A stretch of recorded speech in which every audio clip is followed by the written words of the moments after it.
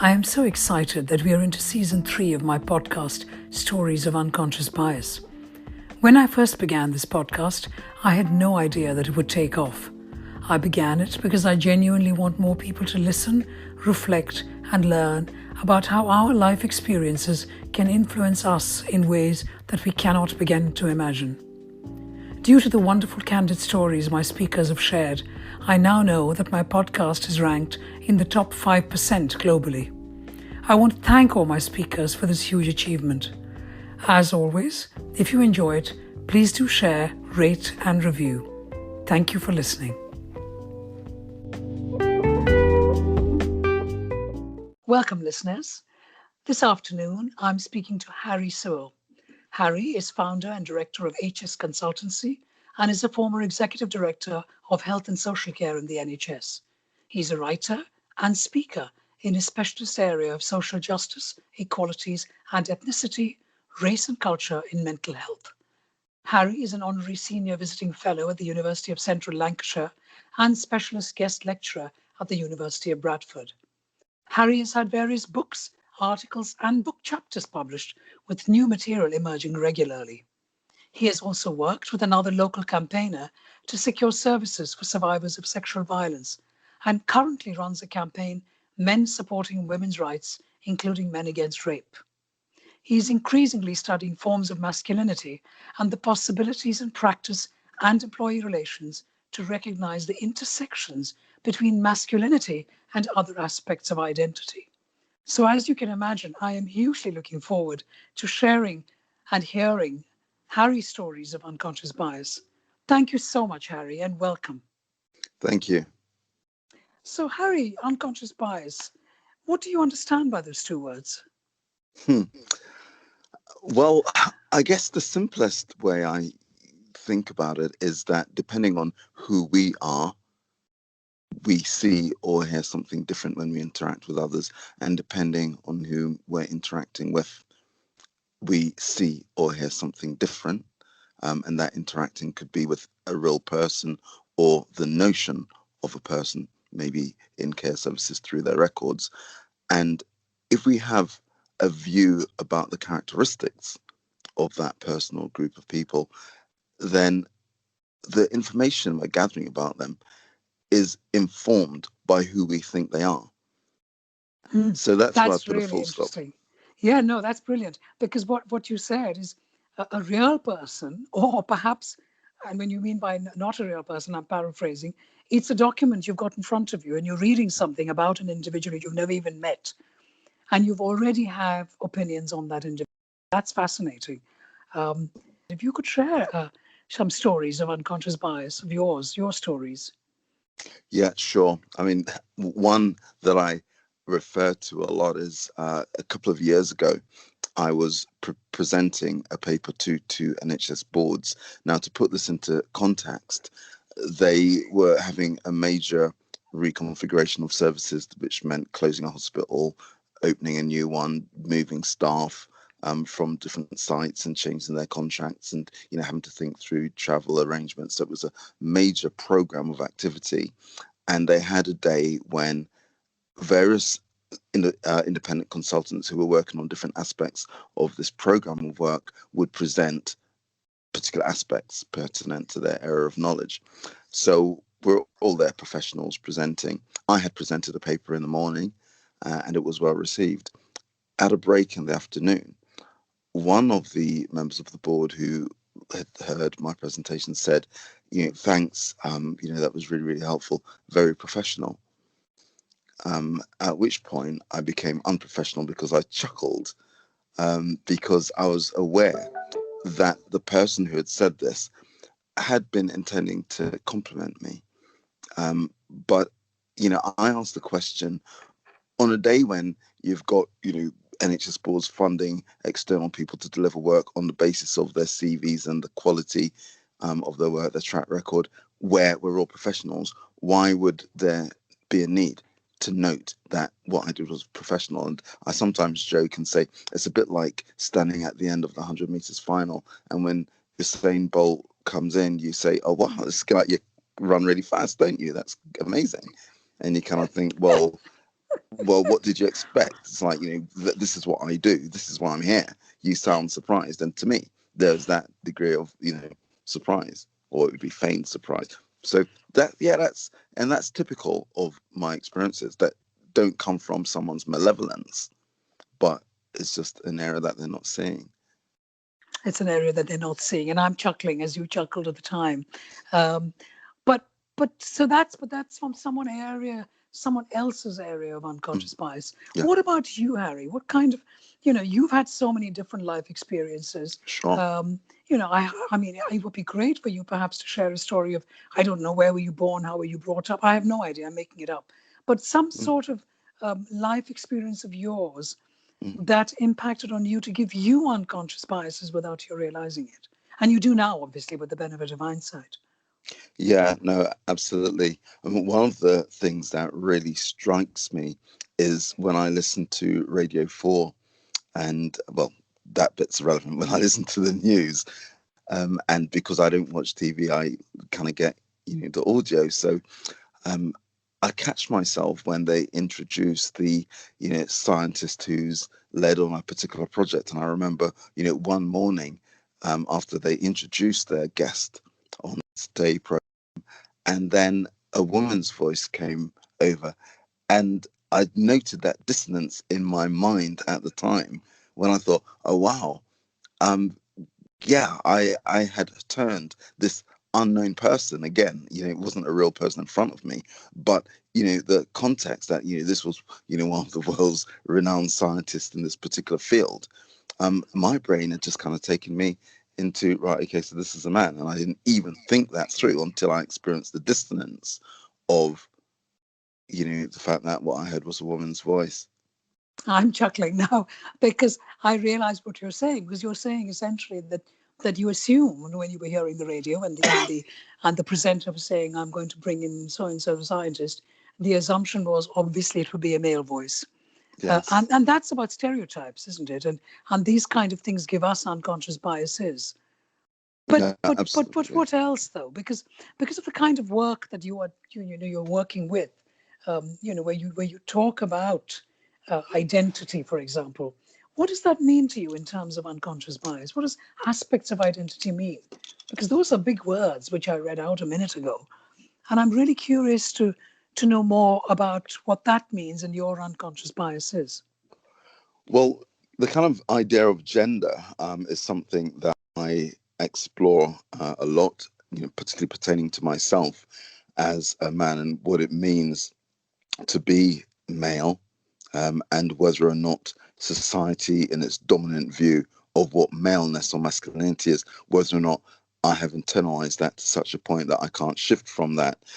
So I kind of, a typical example for me is, you know, I was in Jamaica a few years ago, and there was effectively a police officer. It was someone who supports the tourist industry, so it was kind of a quasi police force. Anyway, um, he said he was going to direct me to somewhere I had asked for, and he said, "You okay going down there?" I said, "Yeah, I'm kind of fine with that." He said, "What? So what? You're a bad man then?" And I said, "Well, no, no, I'm not really about that life." And he said, "Oh, but if someone stepped you, you can defend yourself, though, right?" Um, and I kind of said, "Oh yeah, yeah, of course, man, of course, of course." And I walked away thinking, right, okay, so this kind of dominant view as a man that if you have an encounter, that you have to kind of become this alpha male who's gonna kick butt. Even though I spend a lot of work on myself trying to, remove the idea that violence is the way to solve problems and so forth, that in that challenge, I couldn't just say to the guy, well, actually, given the choice, I'd always sidestep an opportunity to engage in violence as the kind of dominant way in which people settle their disputes.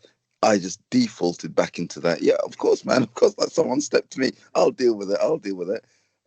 Walking away thinking, A, that is not authentic to my true self. And B, actually, I don't want to be stepping to anybody. It's like I don't think that I'd come out on top anyway. So yeah, that whole bravado and trying to deal with these deep rooted and ingrained patterns of behavior, but also the kind of sense of who I am. I am male, and without even naming all the characteristics that denote my maleness, I know my brain stores them. And even when I try and surrender them through my meditation and reflective practice, society is still telling me, but this is who you are. So that's a real personal example. No, but this is really very interesting, Harry, and I'm glad for you. I'm grateful that you brought this up, because if you don't mind, I think for the listeners to appreciate this even more, I think it might be relevant if you do expand on what you perceive or what you understand with your work experience and so on to be the expected male behavior. What does that? I mean, what are the real words that you would use to describe that?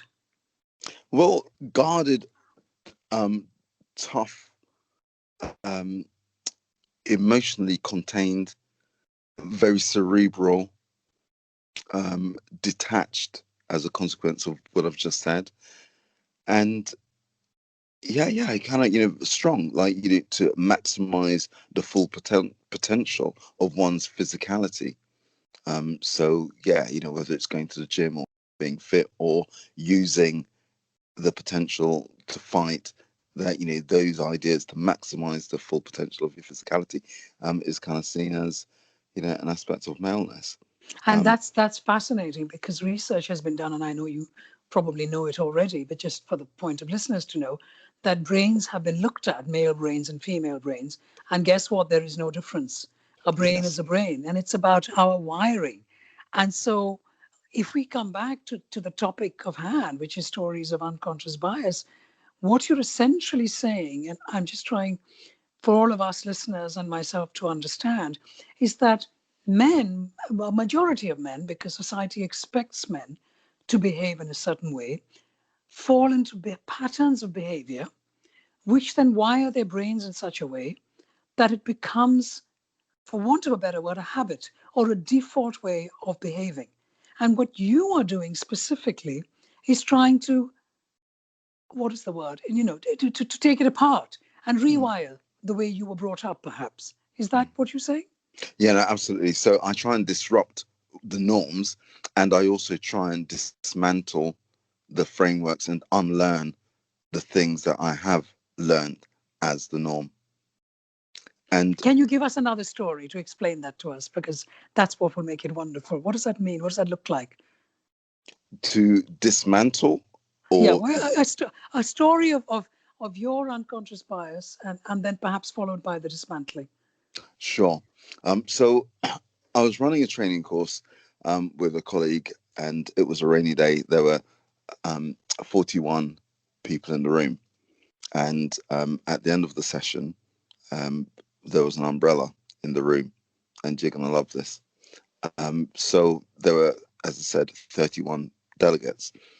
At the end, I was speaking with my co-facilitator, and we said, someone's left the umbrella. We're going to need to phone over to the administrator who had managed the logistics to get everyone there, just to say we've got this umbrella. Can this person work out who it belongs to?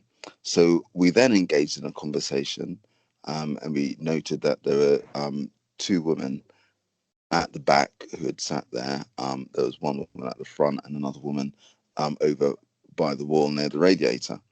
And we're trying to work out, well, it's likely to have been one of the two women who were at the back. Um, so, yeah, we'd kind of narrowed it down out of the four to those two women.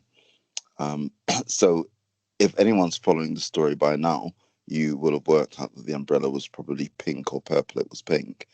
Um, and there were 31 people in the room, but there were 27 who were left out of any kind of guessing as to who might have owned that umbrella, because they clearly, obviously, it wasn't one of the men's umbrellas. That's obvious because it was pink. I mean, obviously, I'm saying that somewhat tongue in cheek. Yes, of course. Hmm. Keep going. So yeah. So in the moment, having just done a course thinking about these things, just kind of defaulting into the norms, and one of the aspects of unconscious bias is that often it's because it's obvious. It's obvious that it would have been one of the women's, even though actually that's a stereotype and that's a kind of unformed way of thinking about possibilities. So what I do to address my own unconscious bias is to try and practice noticing when I'm making judgments based on data which isn't substantiated by fact, but also to try and spend time in arenas that disrupt what has become my norm. So whether that is to, see men who behave different to the alpha male model of masculinity, um, or to read material that just kind of gets me to drop into other people's worlds, to watch films that tell stories of men doing things that are tapping into the kind of sensitivity as a possibility, or kind of empathy as a possibility, and to kind of note also that if I continue to just feed, for example, if all I did was to kind of watch action movies, um, and films that portray that dominant model of masculinity, all it does is to reinforce that that is the norm. And the striking thing about that, as I said, is that it takes something intentional to go and disrupt and to find alternative representations of masculinity, because when you live in a world excuse me, when you live in a world that has a dominant way of portraying masculinity, it means that the material that's going to be more available to you, whether it's books or films or TV programs or just the dominant discourse in society, those things that are readily available are likely to reflect the dominant view as to what masculinity means. So to find an alternative requires, as I've just said, that intentionality, that intent to go and look for it. And therefore, to engage with that material, um, and when we do, is a sign, I think, of real strength, that actually we're not just being swept along by that dominant hegemony, but that we're deliberately choosing to do something different, which is a sign of strength. That's my point. So when we think about what strength is, actually going swimming against the tide takes a lot more strength than it does just being swept along. No, there are a few things here that I just want to kind of recap for my own understanding and for the listeners. One, which I'm sure the listeners would want to know, is, were you proven right? Was it a woman's umbrella? We don't know.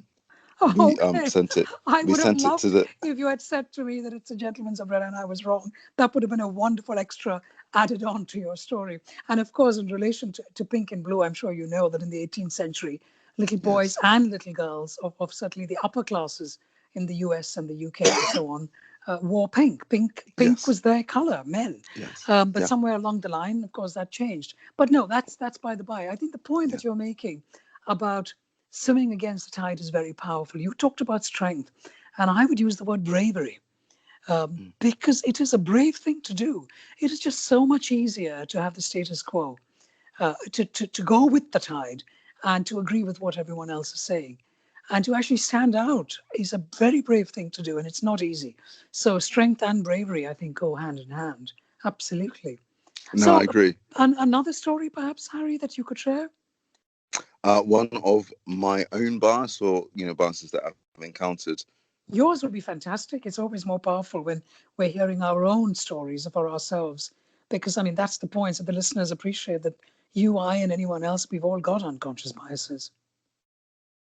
Well, yeah, I'm a sports person, and I'm an athlete, and I'm aware that often when there are conversations about sport and what's worth watching, that my mind would still default to thinking of even the example I gave about Usain Bolt, is an indicator that at the forefront of my mind, prowess in athletics is what the men kind of do and come to represent. And I've kind of found myself having to think differently when I hear about a sports competition, to not just default into given privilege to the male game. And that's kind kind of, taking a bit of work, and recently, seeing the women's football, get a lot more attention, has been a shift for me. So again, just that lazy thinking of when we think of sport, excuse me, when we think of sport, to just think of the male game is something that I've had to, kind of bring into my own awareness. That's good to know. But you talked about that first story when someone said to you about how professional you were, and you chuckled in response. Certainly, I took something away, and that was how you responded. But obviously, you would have experienced other people's unconscious biases towards you, as the example that we started with. Um, when you experience other people's biases towards you, or equally importantly, when you have your own unconscious biases.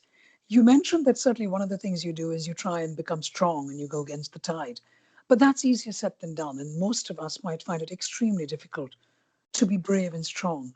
So what kind of easy lessons perhaps have you taken away, that something simple that maybe we can all try and work on and try and improve to challenge our own unconscious biases? I think understanding what the dominant story is about a particular social group, and just realizing where we've internalized it. And what I mean by that is, if, for example, we kind of go back to masculinity and femininity, to listen, to attune my ears to when women are spoken about, like, what's the background message in that? Because we often don't have stories that represent women as and as great thinkers, and being at the top of FTSE 100 companies, that what's the general story. And the general story is that men are the creators, men are the ones who kind of hold the world together, and that occasionally you get an outlier who's a woman who can kind of join the realms of malehood, in a way, but they're just the odd case.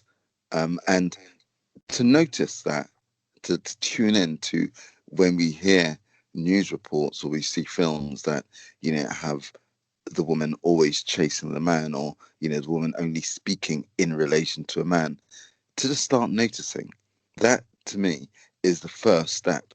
Because when things are invisible to us, we that's exactly it. We just don't realize it because it's the dominant way of things in our society. We just don't notice the messaging. So finding ways to notice the biases and the way in which this dominant narrative about particular social groups just comes at us through all the forms I've mentioned before, I think is the first stage. Once you start noticing it, then you're no longer at its mercy. That's the point, is whilst it's invisible, we are at its mercy. And I think the second point, which you said right in the beginning, that I want our listeners to appreciate, was the choice of words that you made, because to me that was very powerful, and I chuckled along with you, but they were still very powerful.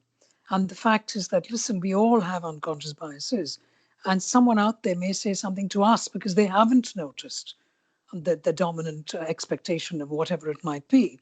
And they might say something to you, but rather than feeling offended and taking it personally, chuckling or responding in a gentler way is a far more effective way, I think, for both people to understand and learn. Would you say? I mean, why did you Yes. chuckle? Why were you not? You could have had any kind of reaction, but your instinct was to chuckle. What's that about? Well, I guess there's a power play on my part, because it's the joke of, I can see something that you can't, which is quite amusing, to me. So I guess that probably less kind part of me wasn't like mocking, but it was more just thinking that you can't see what you've just done, and you don't know how familiar that is. So that was kind of amusing. One of the things I really note about my privilege is the pernicious impact of other people's biases isn't as real in my life as it might be for someone who comes from a different socioeconomic background, and who might experience physical forms of violence as a result of other people's unconscious biases. So I also treat lightly people's biases because I study it. I can understand that often it's literally outside of their awareness, and I can choose whether or not it affects me by chuckling. If, however, I were seeing, so for listeners, I've got dreadlocks. Like you'll probably see, I'm Black Caribbean man. That if I'm out of uniform, as I like to say, and I'm just on the streets in my joggy suit, then I just become another black guy with dreads out there, and my experience could end up with violence, as from something state sponsored or from any other source, based on my race. And if that happens, I would find it less easy to chuckle about it. So even in that process of treating it with lightness, I also reflect on the privilege and to not let that be an invisible bias on my part. That's brilliant. That's so very powerful. I'm not going to add to that anymore. Hári Sewell, thank you so much for sharing your stories and your learning on unconscious bias. Thank you very much. It was a pleasure.